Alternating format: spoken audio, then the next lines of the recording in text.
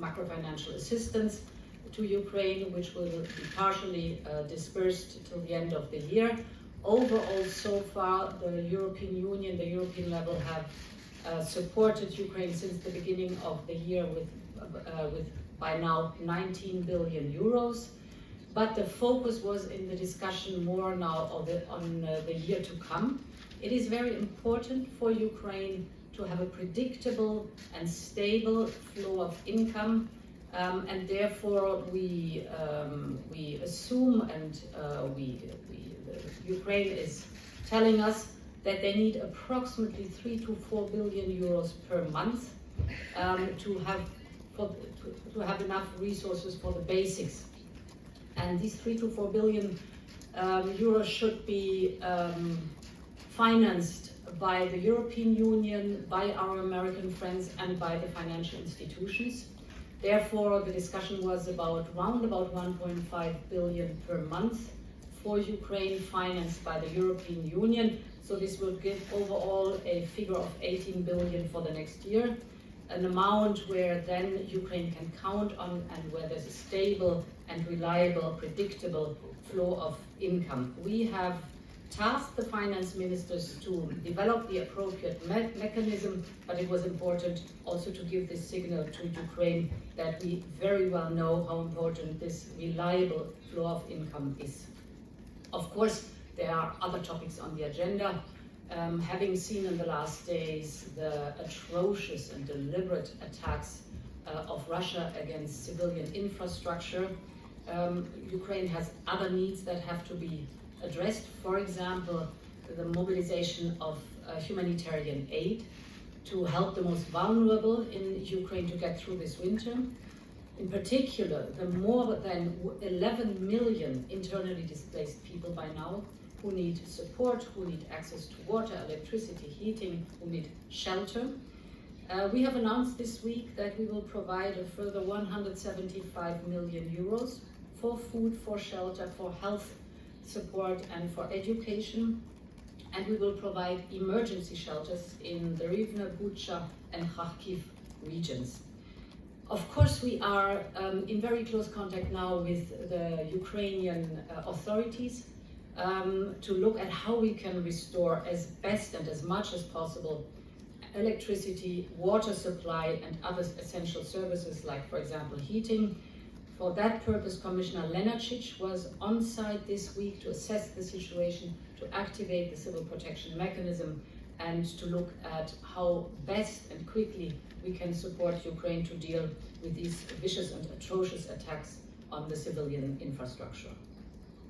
This is the immediate support, but of course there is also the mid and long-term support for reconstruction, and indeed next week we will have, in the context of the German G7 presidency, co-hosted by the Chancellor and me, a conference on the reconstruction of Ukraine.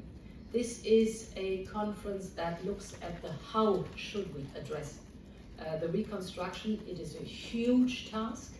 It is an international conference. The best experts worldwide will join and discuss how to best approach technically, but also financially this reconstruction process together, not only with the European Union, but also with our global partners.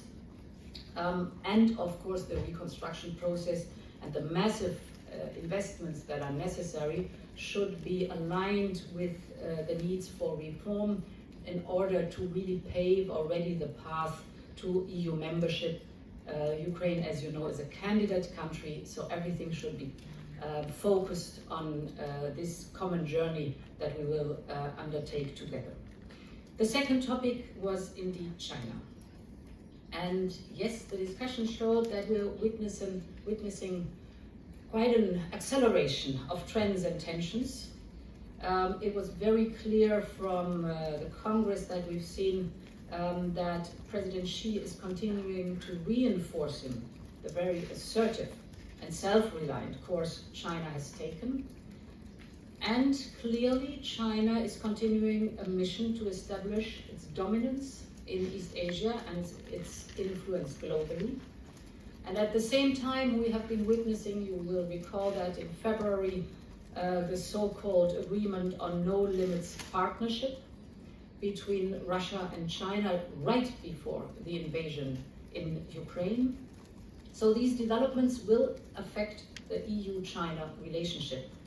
The Chinese system is fundamentally different from ours, and we are aware of the nature of the rivalry. And against this backdrop, we had a very good strategic discussion on our relationship with China. Obviously, we have to be very vigilant when it comes to dependencies. And we've learned our lesson, what the overdependency on fossil fuels from Russia is concerned, and how tough but necessary it is to get rid of this dependency. In the case of China, it is the risk of dependency on technologies and raw materials. And therefore, the priorities here are to reinforce our own capacities and, of course, also to diversify the supply of raw materials towards reliable, trustworthy suppliers. In this context, the CHIPS Act concerning semiconductors, so technologies, and the Critical Raw Materials Act are the major initiatives that we have put on the table. They are basically the strategic response to our dependencies. But so are also the free trade agreements and raw material partnerships that we are working on with other countries, in other words, with reliable partners.